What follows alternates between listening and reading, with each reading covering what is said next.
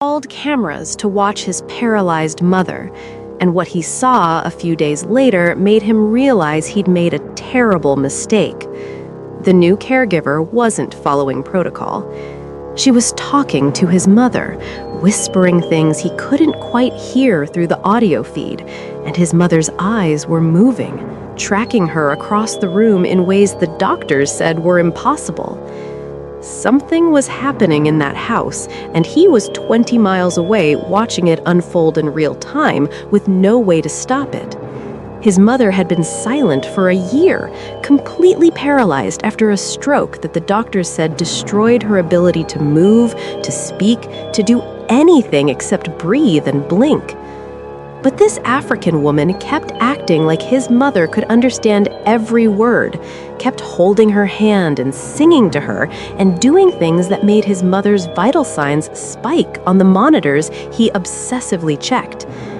And then one night, while reviewing footage, he saw it. His mother's lips moved, just slightly, barely visible on the grainy feed, but they moved. And the caregiver leaned in close like she was listening to something, and whatever his mother said made the woman's face go completely still. He rewound the footage 17 times, trying to read his mother's lips, and he couldn't make out the words, but he knew it was about the argument they'd had 3 days before her stroke, the things he'd said, the reason she'd been crying, the truth he'd spent a year burying under expensive medical care and surveillance equipment. Now, this stranger knew his secret, and his mother was waking up, and the cameras that were supposed to protect him were capturing his own destruction frame by frame. What happens when the person you're watching starts watching back? If you're listening right now, here's to remind you that we care about you and your support is much appreciated. Remember how we agreed to help me prove my mother wrong? She said nobody cares about stories where love and survival thrives through difficult situations. If any part of this made you think about the times you had to love or pay sacrifices that cost you, then subscribe. We're building a community that cares about you.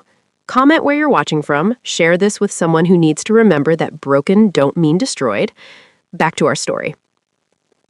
Mi's son had been a hairdresser for 30 years before the house, before the gates, before the silence. She'd owned a small shop in Hongdae where university students came for cheap cuts and ajumas came for perms and gossip, and she'd known everyone's name, everyone's business, everyone's secrets. She'd raised Daejung in the apartment above that shop, just the two of them after his father died in a construction accident when the boy was 7. She'd worked doubles, she stretched every won. She made sure he had tutors when other single mothers were making their kids study alone. And he'd been smart, brilliant even. Top of his class, full scholarship to Yonsei University. But somewhere between the scholarship and the expensive suit he wore to her shop one day to tell her he was done with school and moving into business, something had shifted in him. Something she didn't recognize and didn't want to name.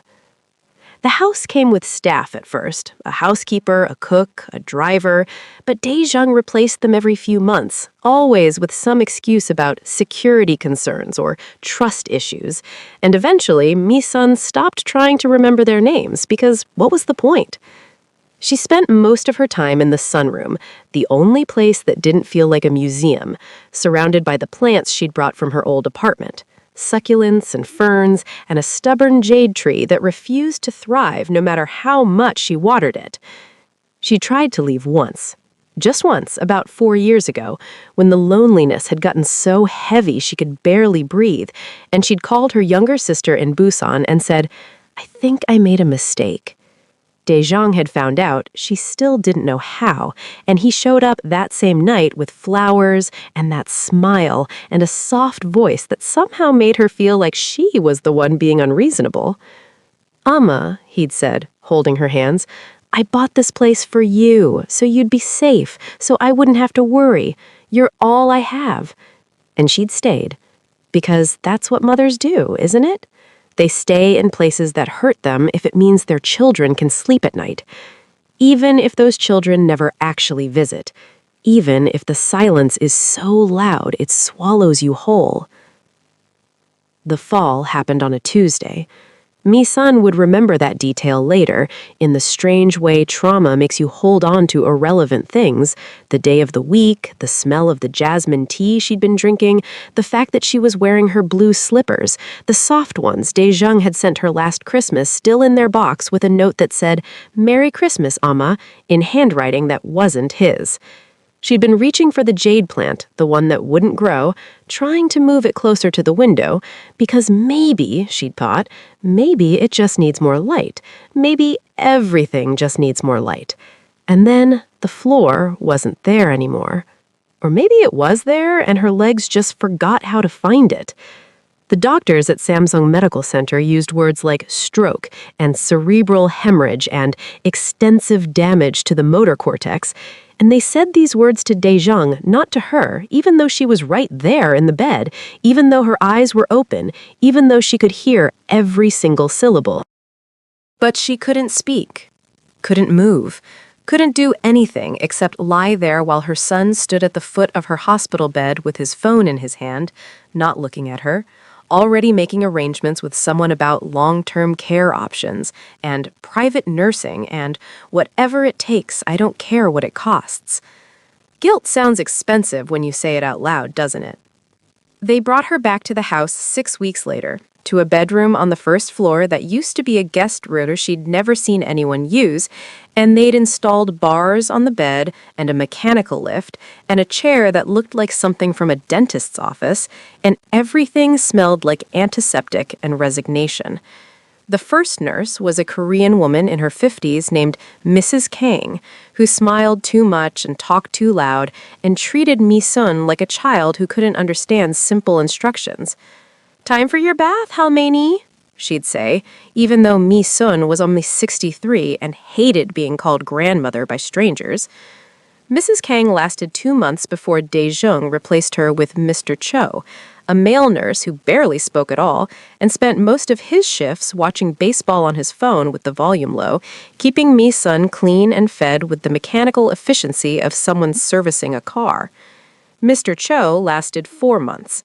Then came Mrs. Park, who smelled like cigarettes and complained under her breath in a dialect Mi-sun could barely understand. 3 months. Then Mr. Han, Mrs. Song, Miss Kim.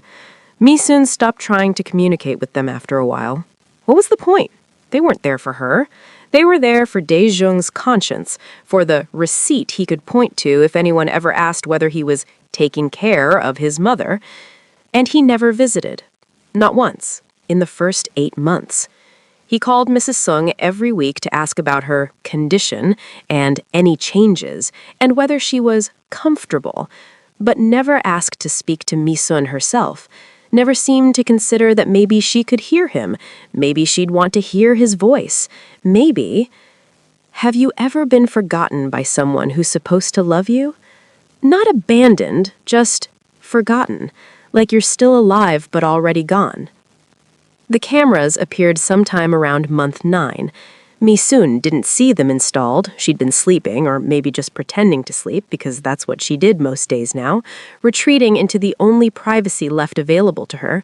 But when she woke, there was a small black dome on the ceiling above her bed, and another in the corner by the window, and a third near the door. Mrs. Sung noticed her looking at them. "Your son," she said, not unkindly. "He wants to make sure you're being taken care of properly." But that wasn't it, was it? He wanted to watch without being present. He wanted proof of care without the inconvenience of caring.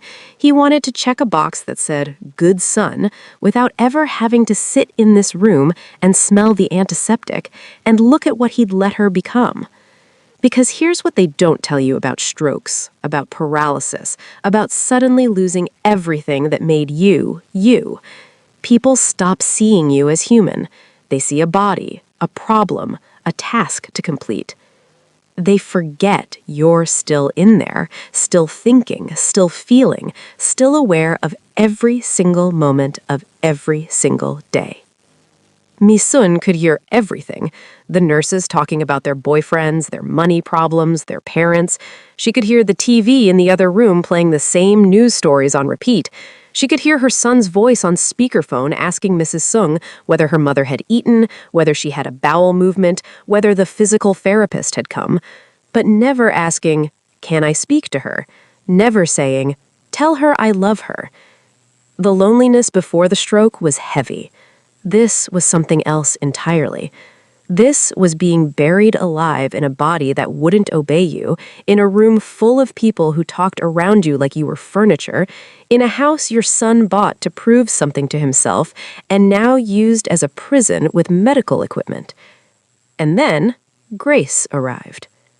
That wasn't her real name. Mi-sun would learn that later, but it's what the agency called her, what Mrs. Sung said when she left and the new caregiver walked in carrying a small canvas bag and wearing a yellow head wrap that was the brightest thing Mi-sun had seen in months. She was young, late 20s, maybe early 30s, dark skin, high cheekbones, eyes that actually looked at Mi-sun, not through her. "Hello," she said, and her accent was thick, unpracticed, but her smile was real. "My name is Grace. I am here to take care of you." And then she did something no one else had done in 9 months. She pulled a chair up next to the bed, sat down, and took Mi-sun's hand. Not to check her pulse, not to adjust her position, just to hold it. "You are Mi-san, yes?" Grace said. "That is a beautiful name. In my country, we have a name like this, Mi-san. It means beautiful and good, I think." Mi-sun's eyes filled with tears. Grace saw them. "Oh," she said softly, "you understand me. I thought so.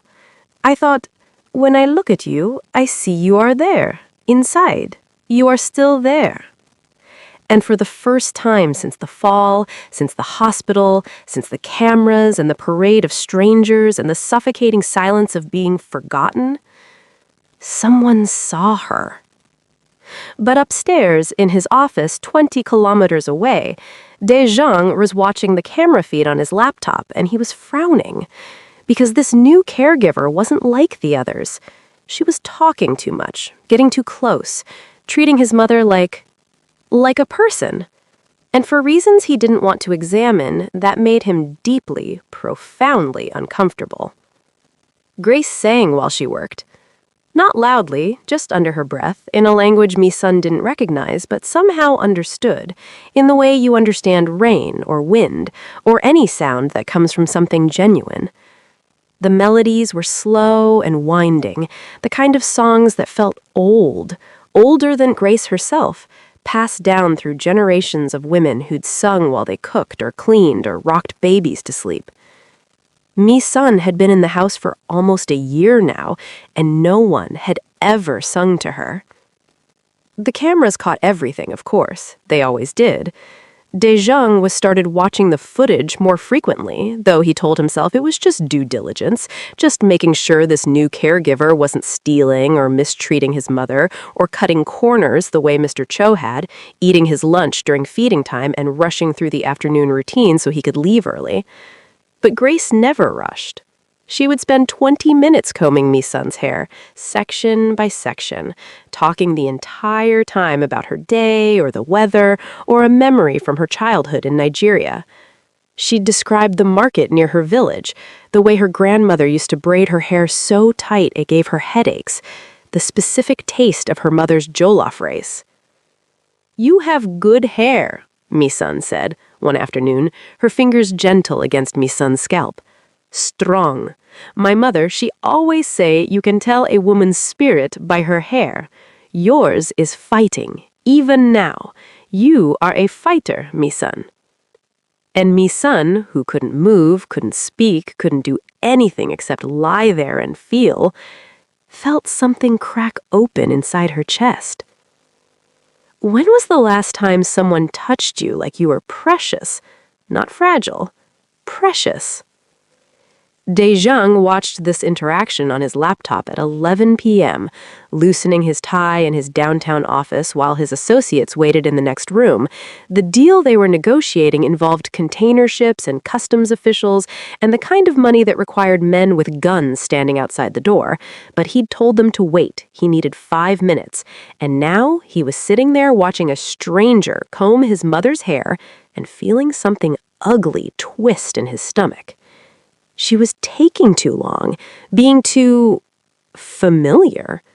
He made a note to call the agency in the morning. But he didn't.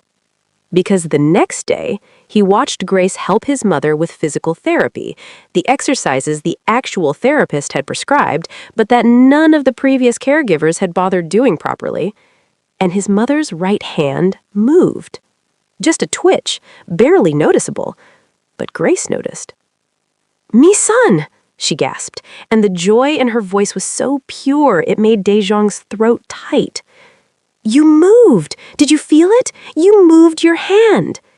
She grabbed Mi-san's hand and squeezed it. "Do it again! Try again! I know you can! I know you are in there fighting!" And Mi-san tried. God, she tried so hard Daejung could see the strain in her face, even through the grainy camera feed, and her finger, just her index finger, curled slightly against Grace's palm. Grace started crying. "You are still here. I knew it. I knew you were still here." Daejung slammed his laptop shut so hard, his secretary jumped in the outer office. That night, he had 3 drinks instead of his usual 1, and he watched the footage again and again and again until the loop of his mother's finger moving became something he couldn't unsee, something that proved she was conscious, aware, trapped, and he'd left her there. For a year, he'd left her there with strangers, checking in through cameras like she was a security feed, calling once a week to ask about medications and bowel movements, but never, not once, asking to speak to her because what would he even say? "I'm sorry, didn't cover it." Nothing covered it. The cameras were supposed to make him feel better, like he was still involved, still caring from a distance, the way rich people convince themselves writing checks is the same as showing up. But instead, they were showing him everything he'd been trying to not see, that his mother was still in there, still suffering, still waiting for a son who couldn't face what he'd become. Grace started arriving earlier and staying later. The agency had assigned her 8-hour shifts, but she'd come at 7 instead of 9 and wouldn't leave until 6 or 7 in the evening.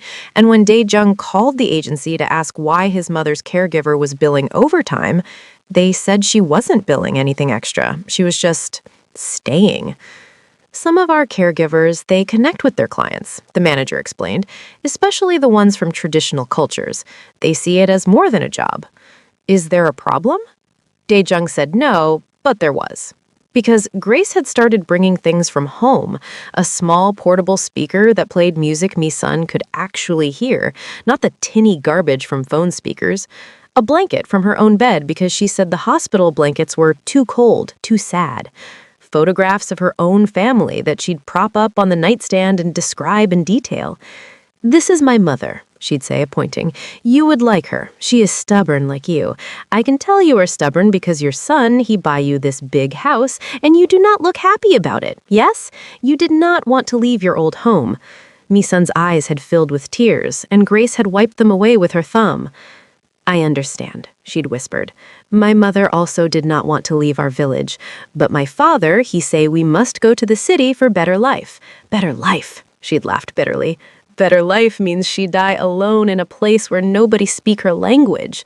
I was here, in Korea, sending money. I was not there." She'd leaned close to Mi-sun's ear. "I will not let that happen to you. You understand? You will not be alone." Daejung watched this with his fists clenched so tight his knuckles went white. This woman, this stranger who'd been here for barely 2 months, was giving his mother something he couldn't.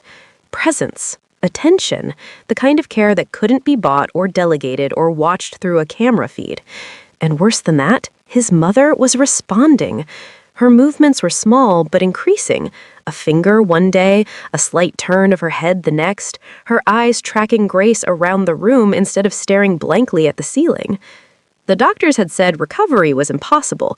They'd said the damage was too extensive, the window for improvement had closed, and she'd be like this for whatever time she had left. But Grace either didn't know that or didn't care. She talked to Mi-sun like she could hear every word, because she could. She played music and described the world outside and brought in flowers and opened the windows to let in air that didn't smell like hospital and sickness.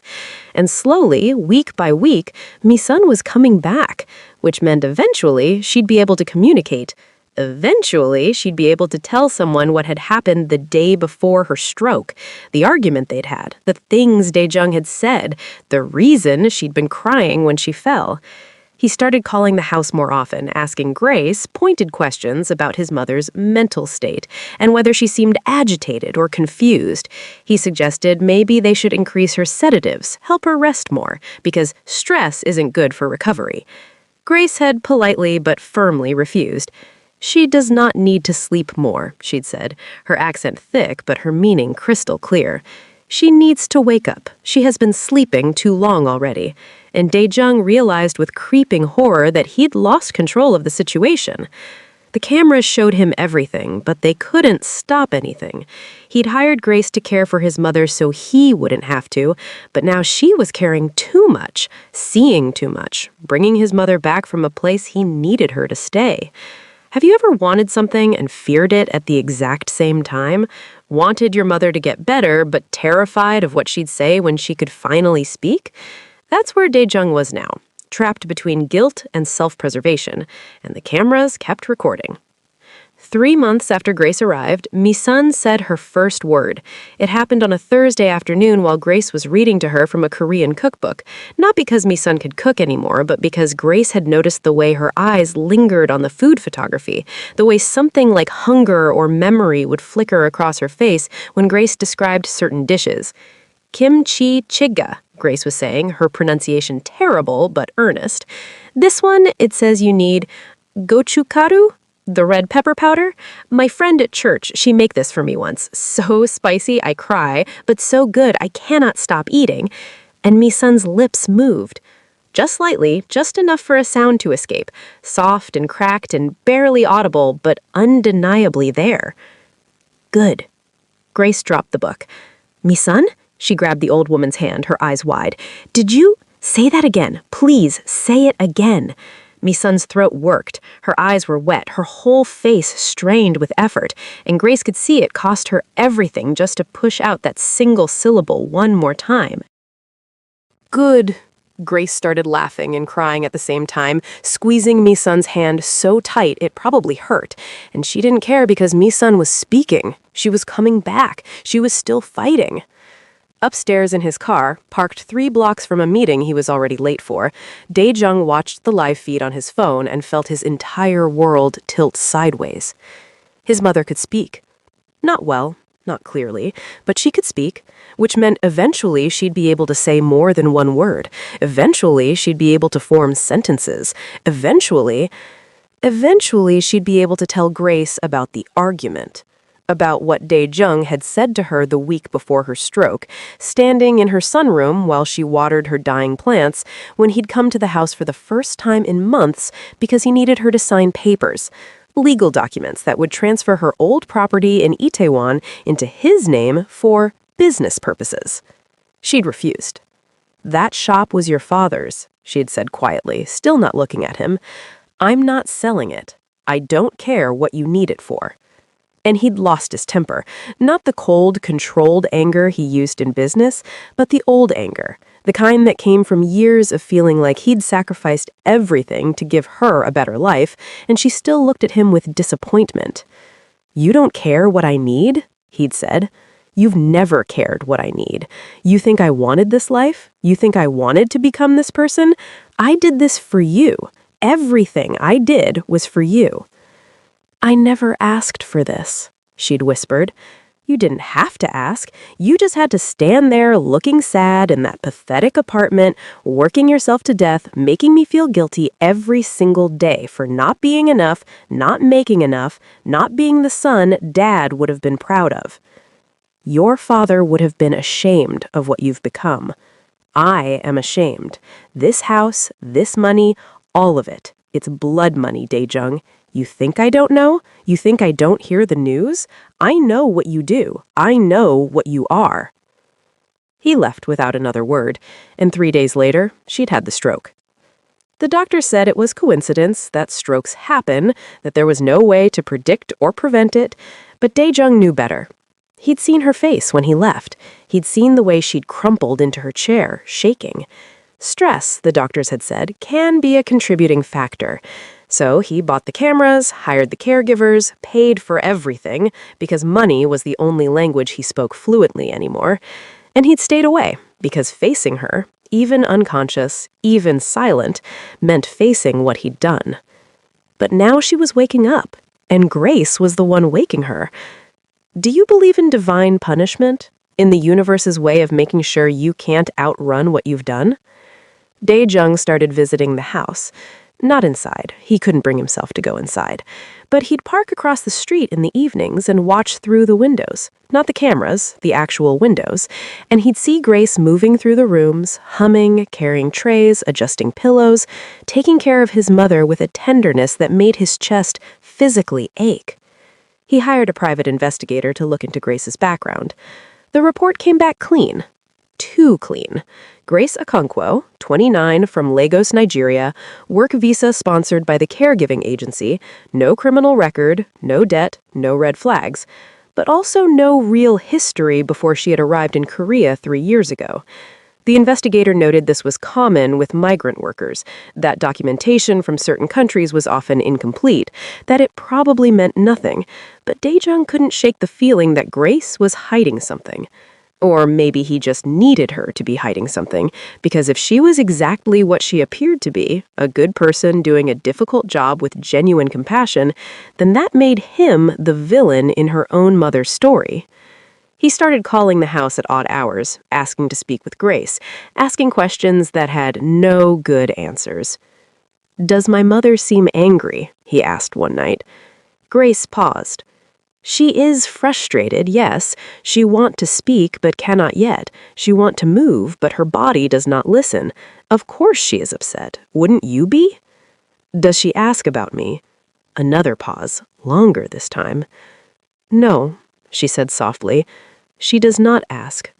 And somehow, that was worse than if she had. Mi-sun's vocabulary expanded slowly. One word became 2, then 3.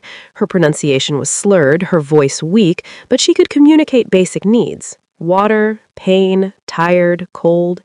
Grace celebrated every word like it was a miracle.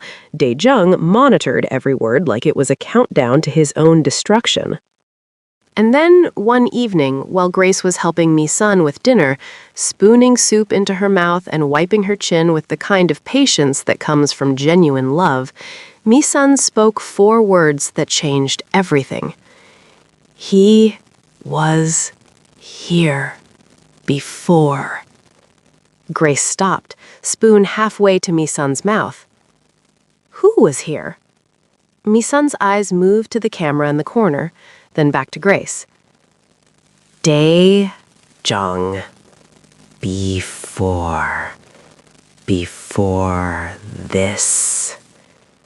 Grace set the bowl down. She took Mi-sun's hand. "Your son came to visit? Before you got sick?" Mi-sun's face contorted with effort, with emotion, with something that looked like grief and rage tangled together. "We fought." 2 words that contained entire universes of pain. Grace didn't push. She just held Mi-sun's hand and waited, because she understood that some truths take time to speak, especially when they've been locked inside your body for over a year. "He said." Mi-sun's breath came faster, her chest rising and falling with the effort of remembering, of forcing the words through a throat that barely worked. "Said I disappointed disappointed him. A tear rolled down her cheek. Said his father would be ashamed of me. Grace's face went very still. He said this to you? Her voice was quiet, dangerous. Your son said you disappointed him? Misa nodded, the movement tiny but unmistakable. And I said... She had to stop, had to breathe, had to gather strength from somewhere deep. I said his father would be ashamed of him. She started crying then, real sobs that shook her paralyzed body, and Grace gathered her up as best she could, careful of the fragile bones and frozen limbs, and held her while she cried for the first time since the stroke, maybe for the first time in years. Shh, Grace whispered, rocking her slowly. Shh, me-san. You are not wrong. You are not wrong to say this. A mother's job is to tell the truth, even when it hurts. And upstairs in his office, 20 kilometers away, Dae-jung watched the scene unfold on his laptop and felt something inside him finally break. Because he'd been wrong. The cameras weren't showing him that his mother was being cared for. They were showing him everything he'd destroyed, every moment of connection he'd missed, every word of comfort he failed to speak, every single day he'd chosen guilt and distance and money over simply being present. Grace had done in 3 months what he hadn't done in 30 years. She'd seen his mother as a person worth knowing. And now her mother had spoken the truth out loud. His father would be ashamed. His mother was ashamed. And no amount of cameras or monitoring or expensive care could change the fact that he'd earned that shame honestly. There is no relief in knowing you're the villain, no comfort in understanding exactly how you failed, just the slow, crushing weight of consequences you can't undo. Grace stopped answering Dae-jung's calls after that night. Not out of spite, Grace didn't seem capable of spite, but with a quiet firmness that somehow felt worse than anger. When he'd call the house phone, she'd pick up, listen to his questions about medications or therapy schedules, answer in brief professional sentences, and then say, "Me-san is resting now, I must go," before hanging up without waiting for his response. The cameras still showed him everything, but now watching felt less like oversight and more like penance. He saw Grace teaching Me-san to hold a spoon again, the older woman's hand shaking violently as she tried to grip the handle, soup sloshing everywhere, and Grace never once showing frustration, just patience and encouragement and small celebrations when Me-san managed to get even one bite to her own mouth. He saw Grace brushing Me-san's hair every morning and every night, braiding it sometimes in styles that reminded him of photographs from his childhood. His mother, young and beautiful, standing outside her hair salon with pride in her eyes. He saw Grace reading to Me-san from Korean newspapers, stumbling over words she couldn't pronounce, and Me-san's lips moving along with certain passages, her eyes sharp and present in a way they hadn't been with any of the other caregivers. He saw his mother becoming a person again, and he saw that she was becoming that person for Grace, not for him. The board meeting where everything fell apart was on a Tuesday in late autumn. Dae-jung was in the middle of negotiations with a shipping partner from Busan, the kind of meeting where everyone in the room had guns they pretended weren't there and smiles that meant absolutely nothing. His phone buzzed in his pocket, the special vibration pattern he'd set for the camera alerts, the ones that only triggered if there was unusual movement in his mother's room. He ignored it the first time. The second time, he excused himself to the bathroom and checked the feed. Grace wasn't alone with his mother. There was another woman in the room, older, Korean, wearing the kind of practical clothes ajumas wear to the market. She was sitting beside Me-san's bed, holding her hand, and even through the grainy camera feed, Dae-jung could see his mother was crying. He turned up the volume on his phone. I told her she shouldn't come, Grace was saying softly, that maybe you are not ready, but she insists. She says she has been calling the house for months and months, and nobody tell her where you are. The other woman leaned closer to Misan. Ianni, she said, older sister, and Daijang recognized her then, his mother's younger sister. His aunt from Busan, the one Misan had called when she'd tried to leave the house years ago, the one Daijang had told the staff never to let through the gates. I thought you had abandoned me, his aunt was saying, tears streaming down her face.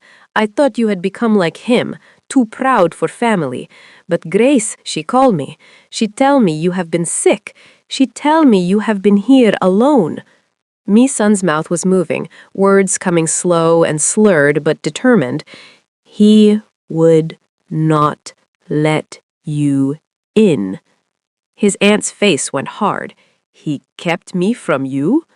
He kept everyone. Grace was crying now too, standing near the window with her arms crossed, and Daijang realized with dawning horror that she'd done this deliberately. She'd tracked down his aunt somehow, probably through old mail or photographs or one of the 1,000 small traces of a person's life that he'd never thought to hide, and she'd invited her here without his permission, without even telling him. She'd gone around him entirely. Do you know what it feels like when you realize you've lost control of your own story, when the narrative you've been telling yourself starts unraveling and you can't stop it? Daijang left the meeting without explanation. His associates called after him, angry and confused, but he was already in his car, already speeding toward Gangnam, with his hands shaking on the wheel and his chest so tight he thought he might be having a heart attack. He'd built walls to protect himself, emotional walls, physical walls, cameras to maintain distance while pretending to care. And Grace, she simply walked around all of it, seeing through to the truth he'd spent years trying to bury. His mother hadn't been protected in that house. She was imprisoned, and he been the jailer.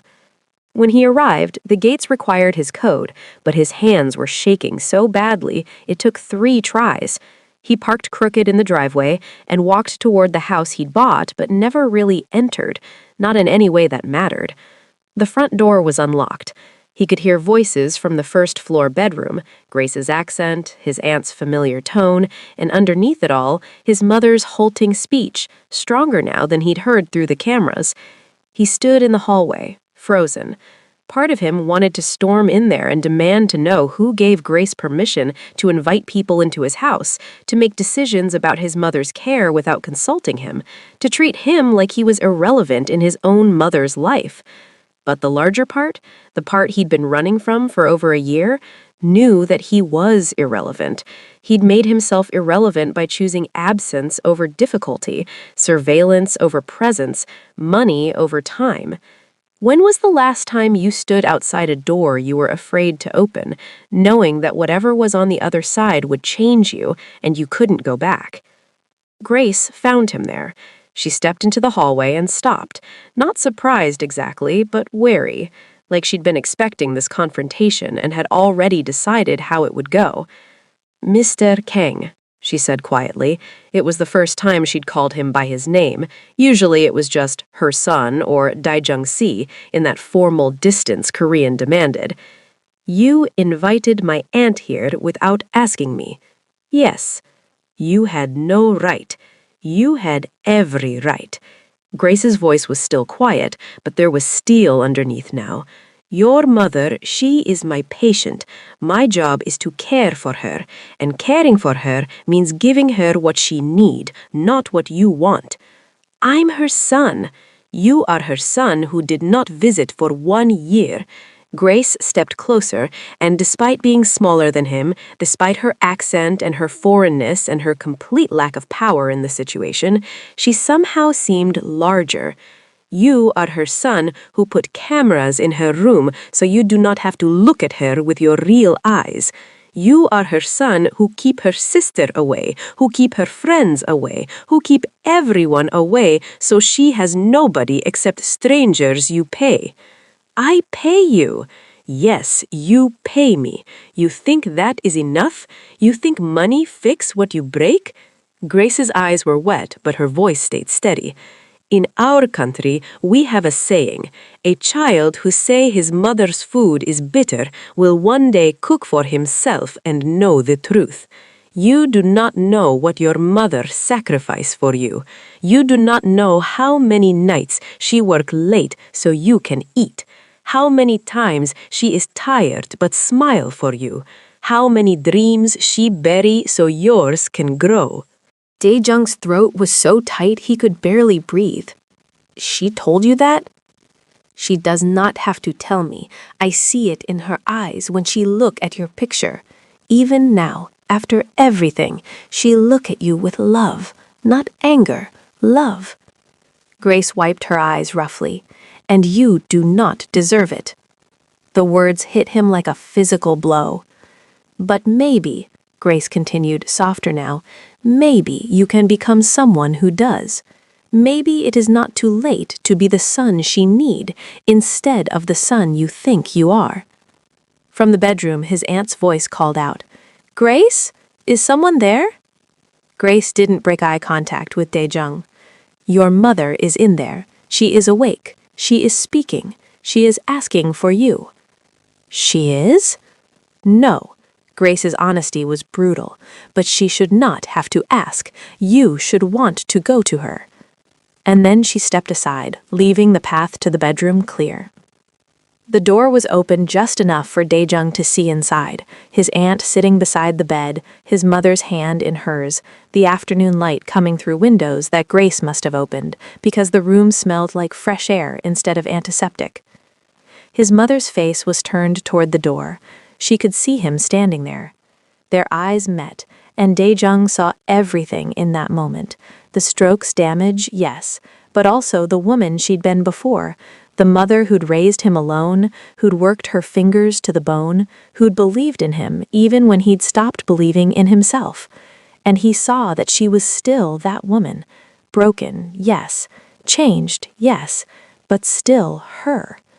He could walk away now, get back in his car, return to his meetings and his money and his carefully constructed life where guilt was something you managed with expense accounts and camera feeds. Or he could walk through that door, not as the man he'd become, the one his father would be ashamed of, the one his mother had told the truth about, but as the man he might still have a chance to be. If you could undo one moment in your life, one choice that set everything else wrong into motion, would you? Or would you be too afraid that you couldn't live with who you'd have to become to make it right? Dae-jung took a step forward, then another. His aunt saw him and her face hardened, but she didn't leave. She stayed right there, protecting his mother even from him, and he deserved that.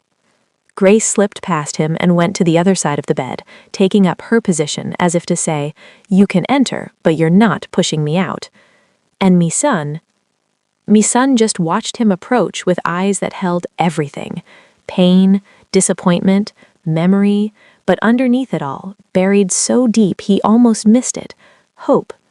The terrible, fragile hope that mothers carry for their children, even when those children break their hearts. He made it to the bedside and stood there, this powerful man who commanded rooms full of criminals and moved money across borders and had people killed with a phone call, and he had absolutely no idea what to say. So he said the only true thing he had left. "Amma," he whispered, "I'm sorry."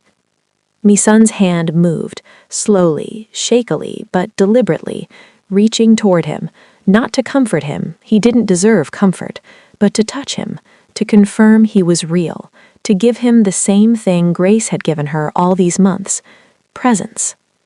Dae-jung took his mother's hand, and it was smaller than he remembered, more fragile, damaged by the stroke and the year of lying in bed and all the ways bodies betray us when we're not paying attention. But it was warm, and it was holding on.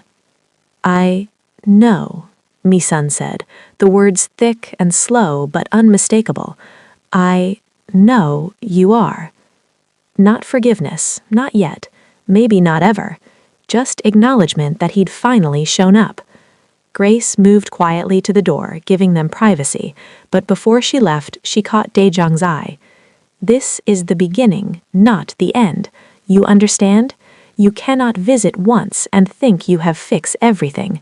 She need you to stay, not watching through camera, here, real." Daejong nodded, not trusting his voice. His aunt squeezed Mi-sun's other hand. "I will come back tomorrow, Ani, and the day after. Every day now. He cannot keep me away anymore." She looked at Daejong when she said it, and there was no question in her tone. She was informing him, not asking permission. He nodded again. After they left, Grace to give them time, his aunt to catch her bus back through Busan, it was just Daejong and Mi-sun in the afternoon quiet. "The house," said Mi-sun after a long silence. "Too big. I know. Too quiet. I know. I miss my shop." And there it was, the truth he'd been avoiding. His mother had never wanted this life he'd bought her. She wanted her small apartment above her salon, her friends from the neighborhood, her independence. He'd given her a prison and called it protection. He'd given her isolation and called it safety. He'd given her everything except what she actually needed: to be seen, to be heard, to be valued for who she was instead of managed like a problem to be solved. "I can't undo what I did," Daejong said. "I can't give you back the year you lost. I can't—" His voice cracked. "I can't even promise I'll be good at this, at being here. I don't know how." Mi-sun's grip on his hand tightened slightly. "Learn," she said. One word, one command. Learn to be present. Learn to care. Learn to be the son she'd raised instead of the man he'd become. It wasn't forgiveness. It was something harder, an assignment, a challenge, proof that she still believed he could be better, even after everything. Do you know what it means when someone gives you another chance not because you deserve it, but because they refuse to give up on who you might become? Daejong stayed until Grace came back to help with dinner, and then he stayed through dinner, watching Grace feed his mother with practiced care, learning the rhythm of it, the patience required, the small celebrations when Mi-sun managed to swallow without coughing. "You can help tomorrow," Grace said, "if you come back. I'll come back. Your mother, she likes soup in the evening, not too hot, and she like when I describe what is in it while she eat, the vegetables, the spices. It help her remember taste." Daejong nodded, taking mental notes like this was a business briefing, because that's the only way he knew how to process information that mattered. Before he left, he disconnected the cameras. All of them. Grace watched him do it without comment, just a small nod of approval. "You do not need to watch anymore," she said. "You can just be here." That night, alone in his downtown apartment, Daejong sat in the dark and thought about his father, the man he barely remembered, the construction worker who died building someone else's dream, who'd never lived to see his son become successful or his wife cared for in comfort. His mother said his father would be ashamed. She was right. But maybe, just maybe, if Daejong actually showed up, actually tried, actually learned to be present instead of just powerful, maybe there was still time to become someone his father wouldn't be ashamed of, someone his mother wouldn't have to make excuses for, someone worthy of Grace's quiet, devastating honesty. The cameras were gone, the walls were coming down, and for the first time in over a year, Daejong fell asleep not wondering what his mother was doing, but planning what he would say to her tomorrow when he showed up. Not watched, just there. What would you give up to become the person someone still believes you can be? Your pride? Your excuses? Your carefully constructed distance? Everything? 6 months later, Mi-sun could walk. Not far, not well, just from the bed to the chair by the window, her hand gripping Grace's arm on one side and a cane on the other, her steps slow and uncertain, her right leg dragging slightly behind. But she could walk. And on the days when Daejong visited, which was most days now, though he still sometimes canceled last minute with apologies Grace had learned to accept without comment, Mi-sun would wait until she heard his car in the driveway before making the journey from bed to chair, because she wanted him to see her sitting up when he arrived. Grace understood why, even if she'd never say it out loud. Some dignity you have to reclaim inch by inch, step by painful step. The house was different now in ways that had nothing to do with the missing cameras. There were photographs on the walls, real ones in frames Grace had bought from the market, showing Mi-sun young and laughing outside her salon, Mi-sun holding baby Daejong, Mi-sun with her sister at the beach decades ago when the world was simpler and smaller. The window stayed open most days, letting in street noise and cooking smells from neighboring houses and all the messy proof that life was happening outside these walls. Mi-sun's sister visited every Thursday and brought gossip from Busan, and sometimes friends from the old neighborhood who'd thought Mi-sun had disappeared, who cried when they saw her and held her hands, and talked about the old days until Mi-sun's voice would give out from laughing and trying to keep up. Grace had started teaching Mi-sun phrases in Igbo during their afternoon sessions, simple things like thank you and you are kind and I see you, and Mi-sun would practice them with the same determination she brought to physical therapy, her tongue struggling around unfamiliar sounds the way her legs struggled to remember how to hold her weight. "Why you want to learn my language?" Grace asked, amused and touched. Mi-sun looked at her for a long moment, her eyes sharp despite the droop on one side of her face. "You learned mine," she'd said simply. "Some debts can't be repaid, only honored." Daejong came on a Tuesday afternoon in early spring with grocery bags full of ingredients Grace had texted him that morning: gochugaru, doenjang, dried anchovies, the building blocks of Korean comfort food. He'd been learning to cook. Not from Grace, she'd made it clear this wasn't her job, but from YouTube videos he watched late at night in his apartment, from his aunt, who'd started calling him every Sunday with recipes and unsolicited advice, from the fumbling trial and error of someone trying to remember what home used to taste like. "You're early," Grace said when she opened the door. She had flour on her cheek and was wearing the yellow head wrap she always wore when she cooked, and the house smelled like something sweet baking. "Meeting ended early. I held up the bags. I thought maybe I could make dinner today, if you don't mind." Grace studied him for a moment. She still did that. Still looked at him like she was measuring whether he meant what he said or was just performing goodness. Then nodded and stepped aside. "Your mother is in the sunroom. She has been waiting." His mother was always waiting. That's what mothers did. The sunroom was different now, too. The jade plant was gone, it had finally died, and Grace had replaced it with succulents that actually thrived, bright green and stubborn and alive. Mi-sun sat in the good chair, the one positioned to catch the afternoon light, and she was holding a book in her lap, though Daejong suspected she'd been looking out the window more than reading. She turned when she heard his footsteps, and her face did that thing it always did now, a complicated expression that held too many emotions to name. Love and hurt and hope and resignation all tangled together. "Daejong," she said. His name came easier now, though her speech was still slurred enough that strangers sometimes struggled to understand her. "Ailma."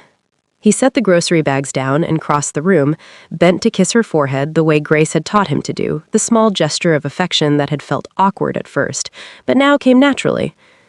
Mi-sun's hand came up to touch his cheek, her movement still slow but deliberate. "You look tired." "I'm okay." "You always say that." He smiled beside himself. "I learned from the best." He both knew who he meant, the woman who'd worked herself to exhaustion for years while telling everyone she was fine, who'd hidden her loneliness behind smiles and small talk, who'd suffered in silence because that's what her generation of Korean women had been taught to do. Do you ever look at your mother and see all the ways you've inherited her? The patterns you swore you'd never repeat? "I'm making kimchi jjigae tonight. Grace has been teaching me. Well, not teaching. She refuses to teach me, but she leaves recipes out where I can see them, which is basically the same thing." Mi-sun's mouth twitched, the closest she could get to a full smile these days. "She is stubborn. She reminds me of you." "Good." They sat in comfortable silence for a while, the kind of silence that used to terrify Daejung because it meant being present without distraction, without excuses, without anything to hide behind. But he'd been practicing this too, just sitting with his mother, being there, letting her presence be enough. Grace's visa, it expires soon, yes? Daejung had been avoiding thinking about this. Grace's work visa was good for another 8 months, and then, unless she found another sponsorship, another family, another reason to stay in Korea, she'd have to return to Nigeria. I've been looking into it carefully.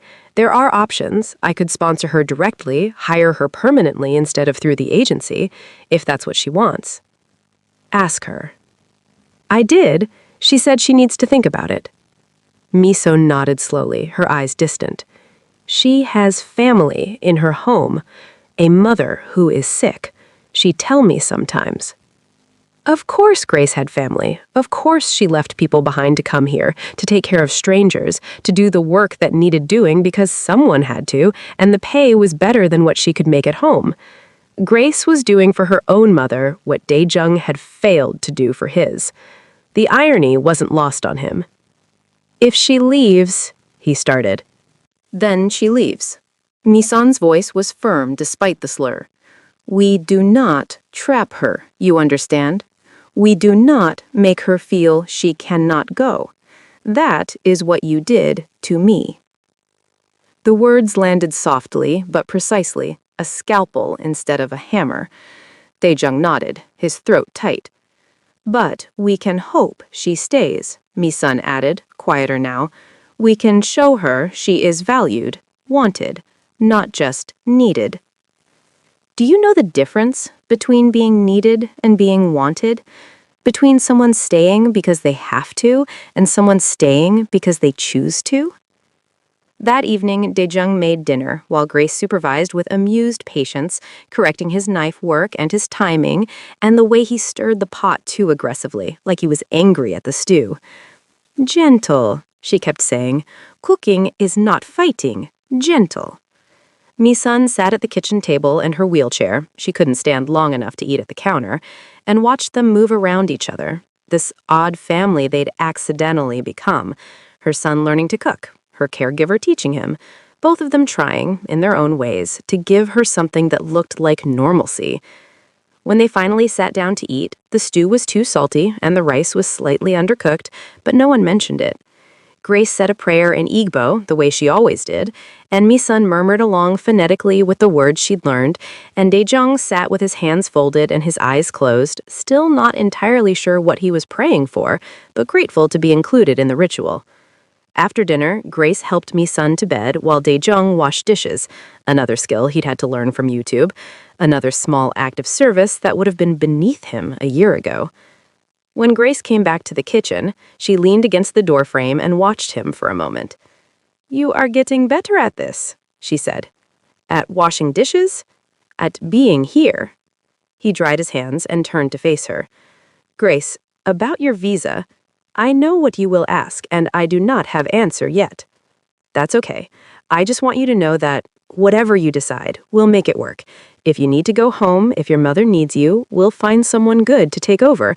And if you want to stay, you will pay me more. There was a hint of teasing in her voice, but also genuine curiosity. Yes, and I'll sponsor your visa, and... He paused, trying to find words for something he'd never been good at expressing. And we would miss you. Not just because you're good at your job, because you're family now, somehow. Grace's eyes went soft. You say this now. 6 months ago, you would have been happy if I disappear. 6 months ago, I was an idiot. And now? Now I'm an idiot who's trying not to be. She laughed, the sound bright and real, and it reminded him why his mother smiled more these days, why the house felt different, why any of this healing had been possible at all. Grace had walked into their broken family and simply refused to let them stay broken. I will think about it, Grace said finally. I will pray on it, and I will tell you when I know. That's all I ask. After she left for the evening, Grace had her own small apartment across the city, though she spent most of her waking hours here. Daejung went back to check on his mother one final time. Misan was awake, staring at the ceiling. "Can't sleep?" he asked softly. "Thinking." He pulled the chair closer to her bed and sat down. "About what?" "About before. About after." Her hand found his in the darkness. "About how strange life is. How one person can change everything. Grace." "Yes, but also you." Daejung didn't know what to say to that. "You are not the same. Still learning. Still making mistakes. But trying. That is enough for now." For now. Not forever. Not absolution. Just enough for today. And maybe tomorrow. And maybe the day after that. "I love you, Emma," I said into the darkness. Misun's hand squeezed his, stronger now than it had been months ago, but still fragile, still marked by everything she'd survived. "I know," she whispered. "I always knew. Even when he'd hurt her.